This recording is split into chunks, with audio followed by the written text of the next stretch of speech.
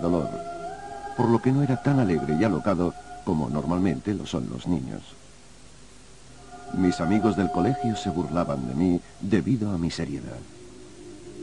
Desde la niñez buscaba la soledad y me encontraba mejor siempre que pudiera entregarme a mí mismo sin ser molestado.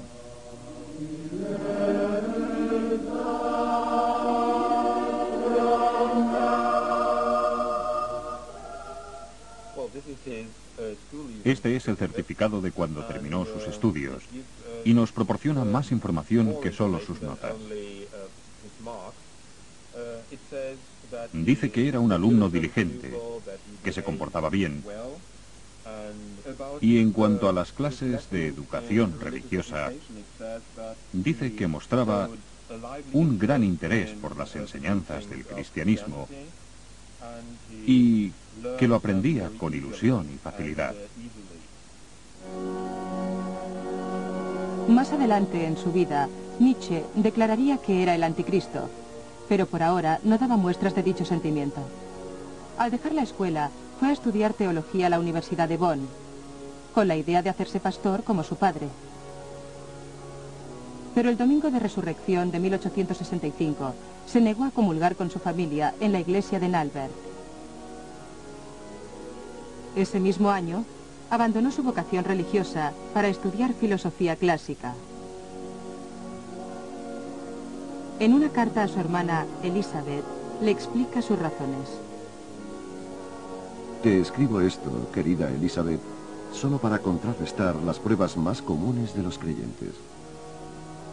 Toda verdad es infalible.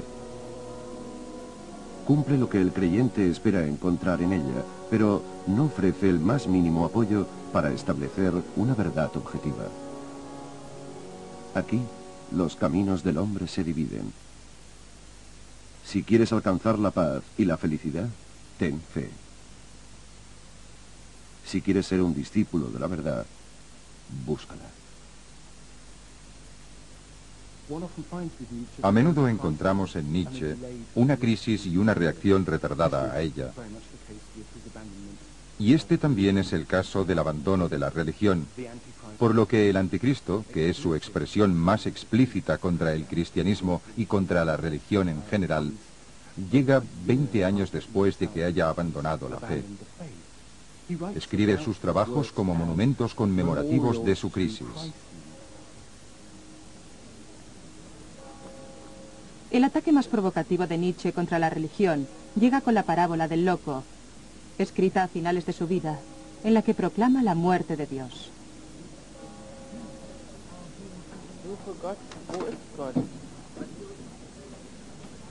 ¿No han oído hablar de ese loco que a primeras horas de la mañana encendió una linterna y se fue corriendo a la plaza del mercado gritando sin cesar?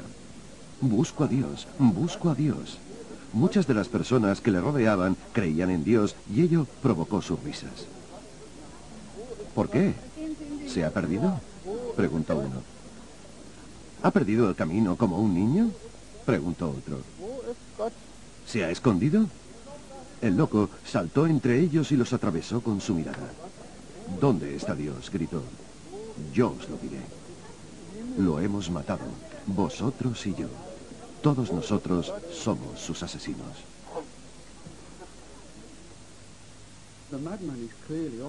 Es evidente que el loco advierte que se va a producir un tremendo cataclismo.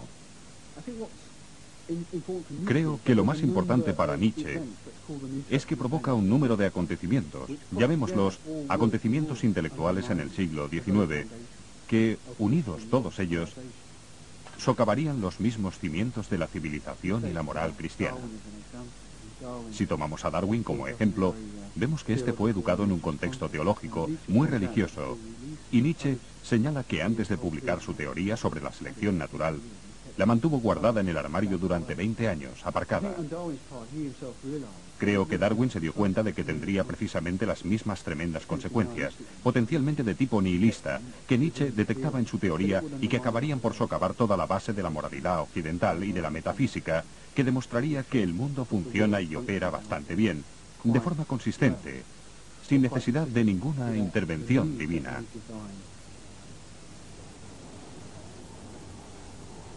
En 1869, 10 años después de que Darwin publicara El origen de las especies, Nietzsche fue nombrado profesor de filosofía clásica en la Universidad de Basilea.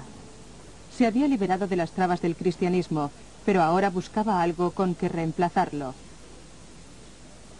Sin la sanción o el castigo divino, el sufrimiento humano era incomprensible. Nietzsche buscó la respuesta en la filosofía y encontró la doctrina del pensador ateo alemán Arthur Schopenhauer. En él encontró el consuelo que tanto deseaba para poder darle sentido a un universo sin Dios. Una vez Nietzsche reconoce que ya no se puede creer en el benevolente Dios cristiano, es lógico que le atraiga la filosofía de Schopenhauer. La filosofía de Schopenhauer es pesimista por necesidad.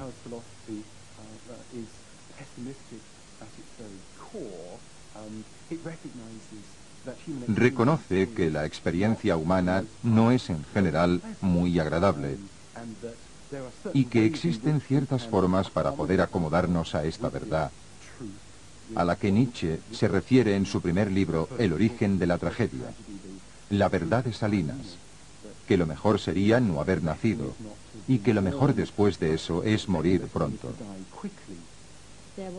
Según Schopenhauer, había una forma de escapar del sufrimiento, aunque solo fuera momentánea, y era por medio del arte. El arte jugaba un papel muy importante, sobre todo la música. Durante la experiencia musical se podía superar el sufrimiento terrenal durante unos momentos. Para Nietzsche, donde mejor se podía demostrar la teoría de Schopenhauer era con la música de Richard Wagner. Nietzsche vio 3 veces su ópera Tristán e Isolda. Se identificaba con el sufrimiento de los protagonistas y le conmovía la estática experiencia de la representación. Wagner se convirtió en la figura del sustituto del padre para Nietzsche, quien en 1870 lo visitaba frecuentemente en su casa de Tribschen, en el lago Lucerna. En el arte del compositor, Nietzsche vio la posibilidad de un renacimiento de la cultura europea, basado en el modelo clásico griego de la tragedia. La obra de Nietzsche, El origen de la tragedia, fue inspirada en gran manera por Wagner, y en ella sostiene que la música de Wagner representa un ideal precristiano, simbolizado por el dios griego Dionisio.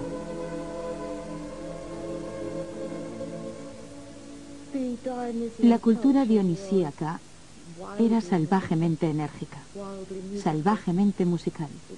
Nietzsche siempre la relacionaba con el baile, como efectivamente lo estuvo históricamente. Estaba también relacionada con la embriaguez, la intoxicación, los excesos, la alegría y la absoluta insensibilidad a la tristeza, el dolor y la tragedia.